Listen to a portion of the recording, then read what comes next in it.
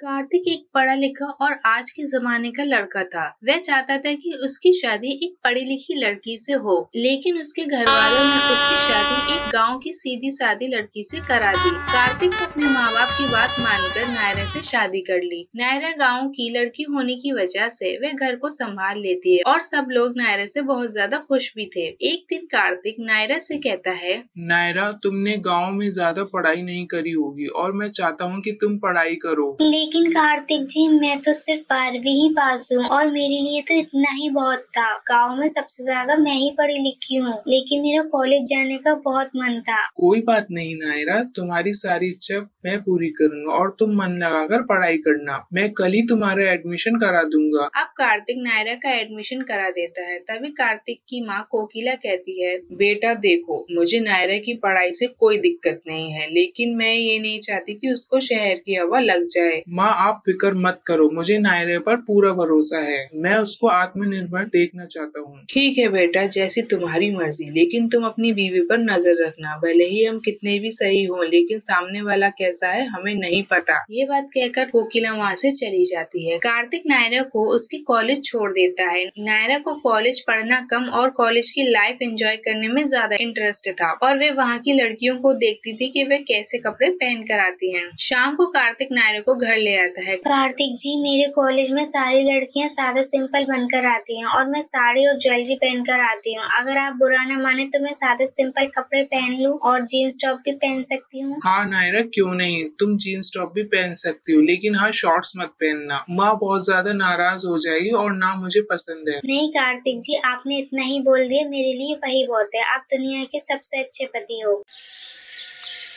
लगता है तुम कॉलेज में नहीं आए हो। हाय, मेरा नाम है गायू। जी, मेरा नाम है नायरा। मैं उत्तर प्रदेश के एक छोटे से गांव में रहती हूँ। मेरे पति ने मेरा एडमिशन कराया है। वे चाहते हैं कि मैं पढ़ लिख कर आगे बढ़ूँ।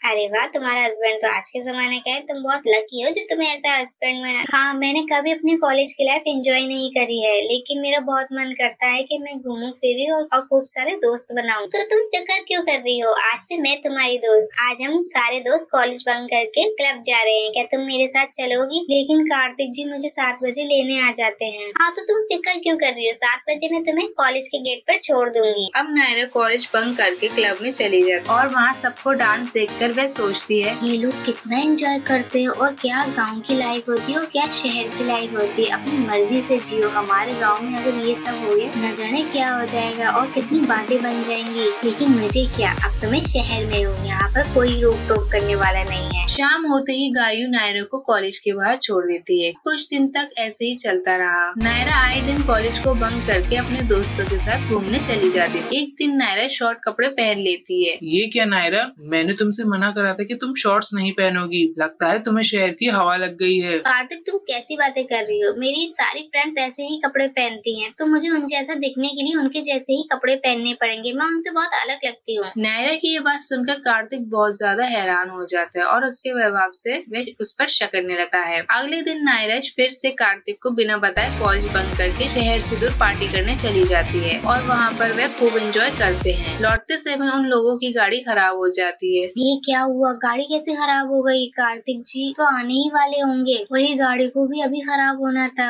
अरे यार, तुम चुप रहो। हर वक्त बक बक बक बक बक बक। तुम कितना डरती हो यार। माय लाइफ है, एंजॉय करो। तुम्हारी वजह से हम और एंजॉय नहीं कर पाते हैं फुल टाइम। कभी मुझे जल्दी जाना है, कभी कार्तिक जी आ रहे हैं, कभी ये आ रहा है, कभी वो आ रहे हैं। क्या है यार, तुम ऐसी बातें क्यों कर रही हो? मैंने तो तुम पे भरोसा किया था ना। मुझसे बहुत बड़ी गलती हो गई जो मैं तुम लोगों की बातों में आकर इतनी दूर आ गई। ए लड़की, हमने नहीं बोला था हमसे फ्रेंडशिप करने। तुझे ही ज्यादा शहर की हवा लगी थी। अब शहर की हवा लगी गई है तो पूरी हवा लो ना। अब नायरा बहुत ज्यादा घबरा जाती है और रोने लगती है। वह सारे लोग ड्रिंक करके वहीं पर सो जाते हैं। नायरा घबराती हुई कार्तिक को फोन करती है और कार्तिक वहाँ आ जाता है। फिर नायरा को वह घर ले आता है। कार्तिक जी, मुझे माफ कर दीजिए, मुझसे बहुत बड़ी गलती हो गई। मैं तुम्हें माफ नहीं करूँगा और हाँ, अगर तुम्हें यहाँ रहना है तो तुम्हें कॉलेज छोड़ना पड़ेगा और घर को संभालना पड़ेगा। अगर तुम्हें कॉलेज जाना है तो अपने मायके से जाओ, मुझे कोई दिक्कत नहीं है। जैसे तुम्हें अपनी लाइफ जीनी है जियो। नहीं कार्तिक जी, मैं कहीं नहीं जाऊंगी। मैं आपकी सेवा करूंगी। मुझसे मुझसे गलती हो गई, मैं कभी कॉलेज नहीं जाऊंगी। आपने मेरे ऊपर इतना भरोसा किया और मैंने आपका भरोसा तोड़ दिया, मैंने आपको धोखा दिया है। मैं आप दोनों के पास ही रहूंगी, मुझे माफ कर दीजिए कार्तिक जी। माफ तो मैं तुम्हें कर दूंगा नायरा, लेकिन मैं तुम पे अब कभी भरोसा नहीं करूंगा। मैंने तुम पर बहुत भरोसा किया था, लेकिन तुम्हें शहर की हवा लग गई। तुमने मेरे भरोसे का नाजायज फायदा उठाया। ये बात कहकर कार्तिक अब वहाँ से चले जाते और नायरा कमरे में रोती ही रह जाती है। तो दोस्तों, इसलिए कहते हैं भरोसा तोड़ना बहुत आसान होता है और उसको बनाना बहुत मुश्किल होता है।